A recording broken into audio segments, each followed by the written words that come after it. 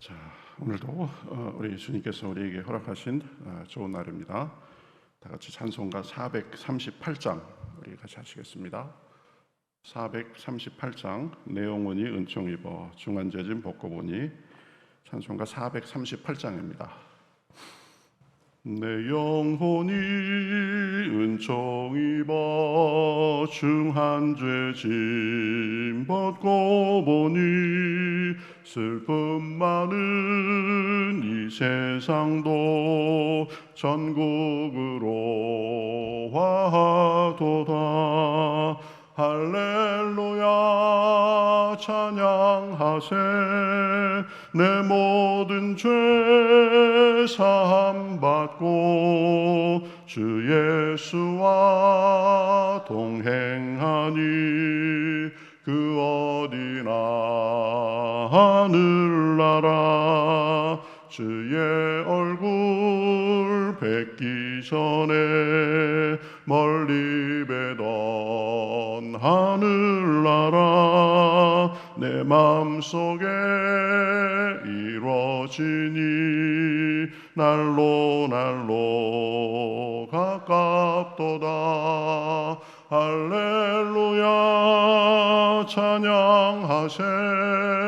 내 모든 죄 사함 받고 주 예수와 동행하니 그 어디나 하늘나라. 높은 산이 거친 들이 조막이나 궁궐이나 내 주 예수 모신 곳이 그 어디나 하늘나라. 할렐루야 찬양하세. 내 모든 죄 사함 받고 주 예수와 동행하니 그 어디나 하늘나. 높은 산이 거친 들이 조막이나 궁궐이나 내 주 예수 모신 곳이 그 어디나 하늘나라. 할렐루야 찬양하세. 내 모든 죄 사함 받고 주 예수와 동행하니 그 어디나 하늘나라. 아멘. 같이 기도하시겠습니다.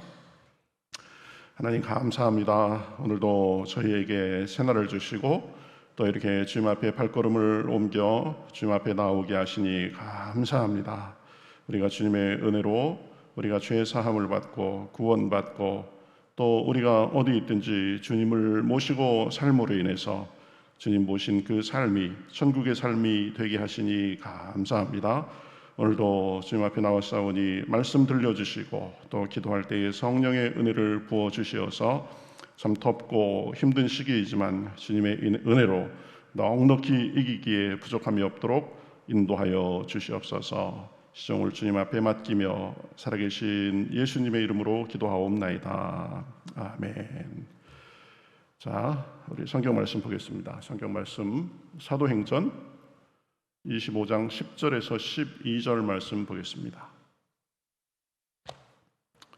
사도행전 25장 10절에서 12절 말씀 신약성경 231면에 있습니다.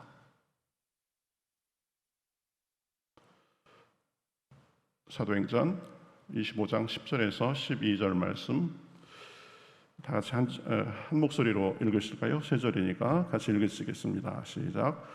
바울이 이르되 내가 가이사의 재판자리 앞에 섰으니 마땅히 거기서 신문을 받을 것이라. 당신도 잘 아시는 바와 같이 내가 유대인들에게 불의를 행한 일이 없나이다. 만일 내가 불의를 행하여 무슨 죽을 죄를 지었으면 죽기를 사양하지 아니할 것이나 만일 이 사람들이 나를 고발하는 것이 다 사실이 아니면 아무도 나를 그들에게 내줄 수 없나이다. 내가 가이사께 상소하노라 한데 베스도가 배석자들과 상의하고 이르되 내가 가이사에게 상소하였으니 가이사에게 갈 것이니라 하니라. 아멘. 자, 우리가 어제는 바울을 재판한 총독 벨릭스에 대해서 우리가 살펴봤었죠. 벨릭스는 총독이었고 또 그 부인이 유대인 여자였습니다. 그래서 이 기독교에 대해서 꽤 알고 있었고 또 바울을 통해서 이제 바울에게 기독교의 가르침인 의와 절제, 심판 또 그런 거에 대해서 이렇게 이 기독교의 핵심에 대해서 들었지만 그저 그것을 듣고 이 두려워하기만 할 뿐 결국 믿음에는 이르지 못한 그런 사람이라고 했습니다. 그러면서 오히려 돈을 좋아해가지고 바울을 몇 차례 더 불러서 바울의 그런 이야기를 들었는데 구원에 관심이 있었던 것이 아니라 이 돈을 좀 더 어떻게 받을 수 있을까 그런 마음에서 그랬다라고 했습니다. 그러니까 이 벨릭스는 좀 지식도 있고 또 믿음에 이르를 수 있는 그 기회도 얻었지만 결국은 이 구원받을 그 기회를 놓쳐버린, 어떻게 보면 자기가 그것을 거절해버린 그런 사람이었습니다. 벨릭스가 지금 어디에 있을까요? 제가 보기에는 아마 지옥에 있을 겁니다. 그렇죠? 예수님을 믿지 않고 그래서 뭐 몇십 년, 뭐 십몇 년 이렇게 총독으로서의 그 권세를 누리고 그랬겠지만 그 사람 죽고 난 이후부터는 지금 아마 2000년째 지옥의 뜨거운 불 속에서 고통을 당하고 있을 것입니다. 복음을 거절했기 때문이죠. 그렇죠? 믿고 구원받을 수 있는 기회를 그래서 자기가 세상에서 누리는 영화 그것이 다인 줄 알고 거절했던 사람, 그 사람이 벨릭스입니다. 자, 오늘은 우리가 25장 10절부터 12절까지 읽었는데요. 전체 내용을 우리가 오늘 이렇게 다 다뤄야 되는데 25장에 나오는 이야기를 중심으로 해서 오늘 이 바울이 가이사에게 상소한 그런 내용을 우리가 살펴보겠습니다. 이제 총독 벨릭스가 바울을 그냥 구금해놓고 별 큰 진전이 없이 한 2년 정도가 이제 지나서 총독이 바뀌게 됐습니다. 그래서 새 총독 베스도가 부임했습니다. 이 베스도는 이제 가이사랴의 총독 관저가 있으니까 거기서 부임해가지고 한 3일 후에 이제 예루살렘으로 이렇게 갔습니다. 가이사랴에서 예루살렘까지 거리는 한 105km 정도 됐답니다. 거기 예루살렘으로 가서 이제 유대인들의 지도자, 그 다음에 대제사장 이런 사람들을 만났습니다. 만나니까 이 사람들은 그저 베스도를 보자마자 바울에 대해서 다시 고소합니다. 그러면서 뭐라고 하냐면은 지금 가이사랴에 있는 바울을 예루살렘으로 좀 옮겨달라, 예루살렘에서 재판받도록 그렇게 조치를 해달라라고 이렇게 베스도에게 청합니다. 근데 그 청한 이유가 뭐냐면은 가이사랴에서 예루살렘으로 오는 길목에 또 사람들을 숨겨놨다가 이 길에서 이 바울을 죽이려는 그런 계략이 있었습니다. 근데 어쨌든 베스도는 그들의 그 청을 들어주지 않고 오히려 너희들이 가이사랴로 와서 고발하라라고 그렇게 거절합니다. 만약에 베스도가 그래? 뭐 그러면 내가 바울을 예루살렘으로 오게 하지. 만약에 그렇게 했다면 아마 바울은 길에서 이 유대인들의 공격을 받아가지고 죽었을지도 모르겠습니다. 그런데 하나님께서 이 베스도의 마음을 그렇게 움직이지 않도록 해가지고 이제 바울을 어쨌든 안전하게 지켜주신 그런 면이 있는 거죠. 그래서 이제 유대인들이 가이사랴에 와가지고 다시 재판이 벌어졌습니다.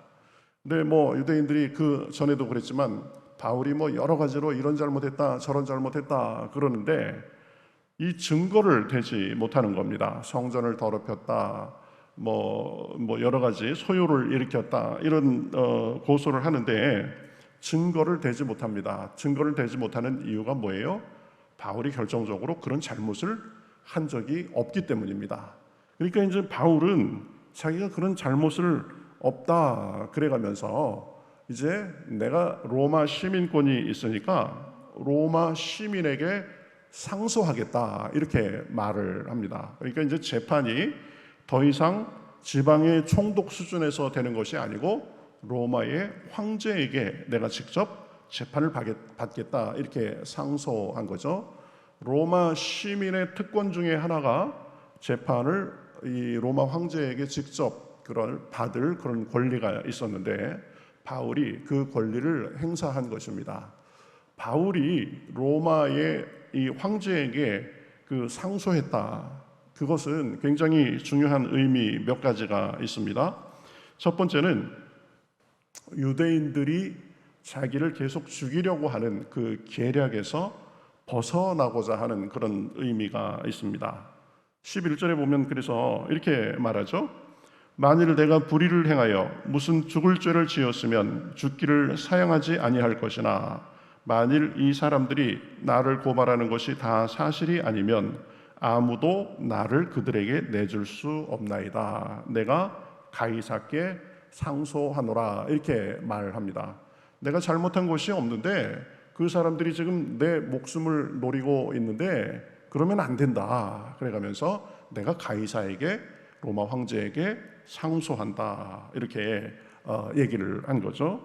바울은 그 유대인들이 길에서 이제 숨어 있다가 자기를 죽일 계략을 알고 있었거나 아니면 짐작해서 생각을 했었던 것 같습니다. 그래서 내가 순교를 각오하고 있지만 그러나 길에서 그렇게 의미 없이 죽을 수는 없는 일이다. 그래서 이제 내가 이 황제에게 상소를 해서 이제 그 로마 군인들 그 영내에 있다가 로마 군인들의 호송을 받으면서 그렇게 황제에게 가겠다. 그래서 자기를 죽이려는 그 유대인들의 계략으로부터 벗어나는 그런 의미가 있었고, 두 번째는 이제 그러면서 계속 이렇게 조금 베스도와 또 아그리빠 왕 이런 앞에서 이 재판을 받게 되는데 나중에 보면 베스도가 이 바울은 죄가 없다 이런 말을 이렇게 합니다. 그러니까 이 아그리빠 왕이 이 베스도를 방문하자 베스도는 바울에 대해서 이렇게 말합니다. 18절에 보면 원고들이 서서 내가 짐작하던 것 같은 악행의 혐의는 이 하나도 제시하지 않았다. 그러니까 증거가 없다. 바울이 나쁜 일을 했다라고 하는데 그거에 대해서 주장만 할 뿐 증거가 없었다. 25절에 그래서 뭐라고 얘기하냐면 내가 살피건대 죽일 죄를 범한 일이 없더이다. 바울이 죄가 없다라는 것을 지금 베스도의 입을 통해서 들려주는 거죠. 바울은 진짜 악행을 저지른 것이 아니라 종교적인 이유로 고소당한 것이고 악행의 혐의가 없다라는 것입니다. 그러니까 바울은 무죄죠. 바울이 예루살렘으로 만약에 이송되다가 그냥 죽어버렸으면 더 이상 이 재판이나 이런 것이 없었을 거고, 그래서 이 로마의 고급 관리인 이 총독도 바울에 대해서 무죄로 이렇게 생각했다라는 것이 아마 묻혀지고 말았을 것입니다. 그렇지만 이 상소하는 과정에서 이제 그 총독이 바울은 무죄다라고 보았다는 것이 지금 언급되는 거죠. 그래서 바울은 무죄다라는 것이 드러나는 그런 의미가 있고, 세 번째는 가장 중요한 그런 목적인데요. 바울이 로마로 가기 위한 그런 하나님의 섭리가 이루어지는 그런 과정이라는 그런 의미가 있습니다. 우리가 이 앞부분에서 그 전에 보았듯이 하나님은 바울이 그 예루살렘에 잡혀 있을 때 이 바울에게 나타나셔가지고 분명히 말씀하셨죠. 내가 예루살렘에서 증언한 것 같이 로마에서도 그리하여야 하리라. 그러니까 뭐예요? 너는 예루살렘에서 죽지 않을 것이다. 그리고 로마까지 분명히 가서 거기서 복음을 전하게 될 것이다. 그러니까 로마에서 복음도 전하고 로마에 가기까지는 내가 죽지 않을 것이다 라는 것을 하나님께서 말씀해 주신 거죠. 그러니까 바울은 로마 선교와 하나님의 약속의 성취를 위해서도 로마로 꼭 가게 돼 있는 것입니다. 그래서 지금 바울이 처한 상황에서 가장 안전하게 로마로 갈 수 있는 방법이 뭐겠어요? 일단 가이사랴에서 풀려나가지고 만약에 배를 통해서 로마로 가거나 이랬으면 아마 유대인들이 자객 여럿을 보냈을 겁니다. 그래서 바울의 안전이 보장될 수가 없는 거죠. 그런데 내가 가이사에게 상소하겠다 그러니까 이제 죄인으로서 이 로마 군인들의 호송을 받게 되니까 바울이 로마에 도착하기까지 오히려 안전이 보장되는 그런 것이 있는 것입니다. 하나님은 여러 과정을 거치면서 결국 바울이 로마로 가서 복음을 전해야 하리라 했던 자기의 약속과 계획을 이루고 계시는 것입니다. 여러 환난과 어려움을 겪는 것 같지만 결국 하나님의 약속과 뜻이 이루어지고 있는 것입니다. 그것이 바울이 내가 가이사에게 상소하노라 라고 했던 그 말 속에 중요한 의의가 있는 거죠. 여러분, 어려움이 있고 또 내가 계속 갇혀 있고 그랬다고 해서 힘든 일이 있고 그랬다고 해서 그것이 우리에게 다 나쁜 일만은 아닌 것입니다. 바울도 지금 갇혀 있는 상황이지만 그 속에서 자기가 오히려 더 목숨을 잃지 않을 수 있었고 자기가 무죄라는 것이 이제 총독의 입에 의해서 그렇게 밝혀지고 또 이제 로마로 안전하게 호송될 수 있는 그런 하나님의 섭리적인 계획이 있는 것입니다. 그리고 구약에 보면은요, 요셉도 마찬가지입니다. 요셉은 꿈을 꾸고 진짜 하나님께서 나에게 꿈을 주셨으니까 그 꿈이 아주 참 찬란하게 잘 순조롭게 이렇게 펼쳐질 것이다. 이렇게 생각을 했을 수 있지만 현실은 어땠습니까? 보면 애굽에 팔리고 또 오해를 받고 또 옥에 갇히고 이렇게 오랫동안 고생하는 그런 기간이 있었습니다. 그게 그냥 사람의 눈으로 생각하면 고생이고 오해고 억울한 일이고 그러겠지만 사실은 하나님은 그러한 일들을 그냥 일어나게 하신 것이 아니었습니다. 오히려 그런 혼란과 어려움의 과정을 통해서 요셉을 그 꿈에 걸맞는 사람이 되도록 그렇게 가꾸어 가신 거죠. 그리고 요셉을 준비시키고 연단시켜서 30이란 나이에 애굽의 총리가 돼도 그 일을 잘 감당할 수 있는 사람으로서 그렇게 준비시켜서 결국은 나이 30에 보면 만인지상 1인지하의 애굽의 총리가 되도록 그렇게 만들어 주신 것입니다.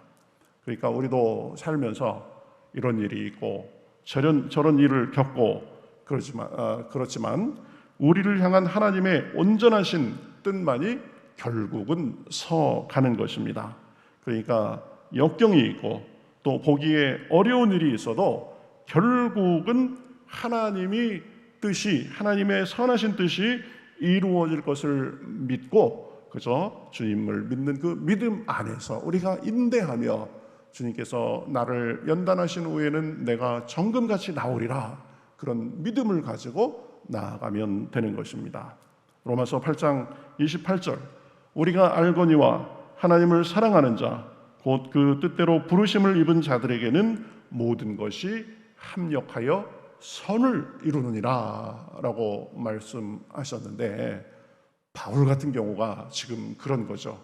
그 자리에서 당장 풀려나면 그것이 사람들의 눈으로 보기에는 좋을 수도 있겠지만 풀려나면 결국 유대인의 자격이 있어서 목숨이 위태해지는 상황입니다. 오히려 그래서 가이사에게 상소해서 안전을 보장받고 자기의 무죄도 총독의 입을 통해서 들려지게 하고 또 로마까지 가도록 하는 하나님의 뜻이 이루어지고 있는 과정인 것입니다.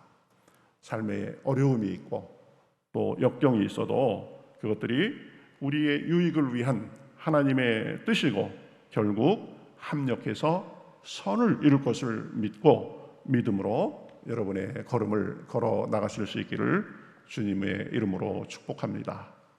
바울을 인도하신 하나님은 오늘 우리도 그 선하신 능력으로 인도하고 계십니다. 그 주님의 섭리와 계획을 믿으며 오늘도 기도할 때 주님 안에서 힘을 얻고 복된 하루가 되시기를 우리 주님의 이름으로 축복합니다. 우리 같이 기도하시겠습니다. 하나님 감사합니다. 저희를 오늘도 사랑하여 주셔서 또 주님의 그 말씀을 들려주시니 감사합니다. 오랫동안 이제 감옥에 있고 또 그래서 답답한 그런 마음도 있었고 또 사람들이 자기를 집요하게 고소하고 하는 것 때문에 안타까움도 있었겠지만 그러나 그 과정을 통해서 하나님께서 오히려 바울을 안전하게 보호해 주시고 또 바울이 무죄라는 것을 드러나게 하시고 또 로마까지 안전하게 갈 수 있는 길을 예비하신 그 하나님의 더 크신 뜻이 있음을 보았습니다. 우리 삶에 어려움도 있고 역경도 있고 하다 할지라도 우리를 향한 하나님의 선하신 뜻이 우리에게 이루어지는 과정임을 믿습니다. 요셉이 애굽에 팔리고 그 고난을 당한 것도 그것 자체가 목적이 아니라 그것을 통해서 연단하고 준비시켜서 마침내 그 꿈을 이루도록 하고 하나님이 쓰시기 위한 계획이었던 것처럼 우리의 삶도 주님의 계획이 주님의 뜻이 그러한 과정을 통해서 이루어지는 것을 믿고 주님께 감사하며 우리의 하루하루를 정말 주님의 그 계획이 이루어짐을 믿고 주님과 동행하는 가운데 승리할 수 있도록 인도하여 주시옵소서. 마음이 답답한 사람들 기도할 때에 시원함을 허락하시고 또 기도를 통하여서 하나님의 선하신 뜻이 이루어지는 것을 우리 삶 속에 경험할 수 있도록 함께하여 주시옵소서. 오늘도 덥지만 주여 주님 안에서 은혜를 주시고 이 모든 것을 이길 수 있는 힘을 주실 줄 믿고 살아계신 예수님의 이름으로 기도하옵나이다. 아멘.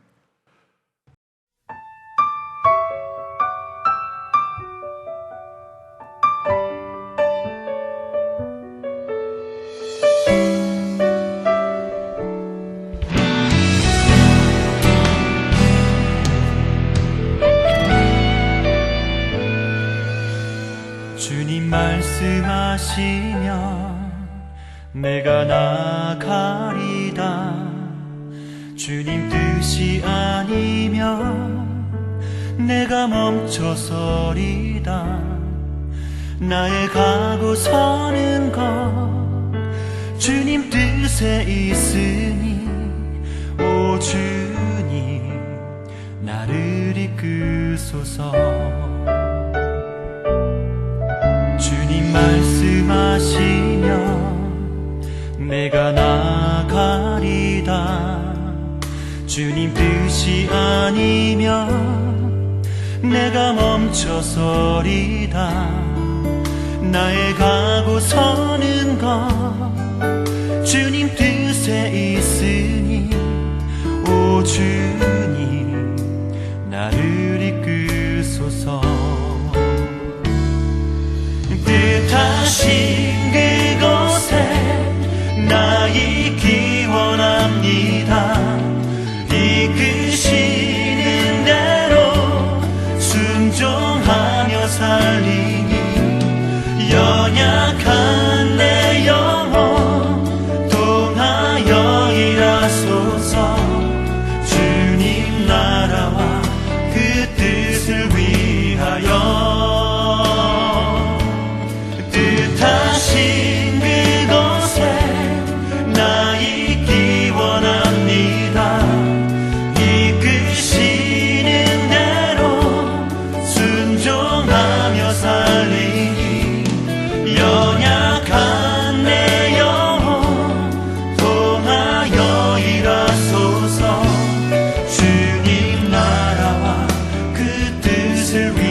인도하여 오 주님 나를 이끌소서.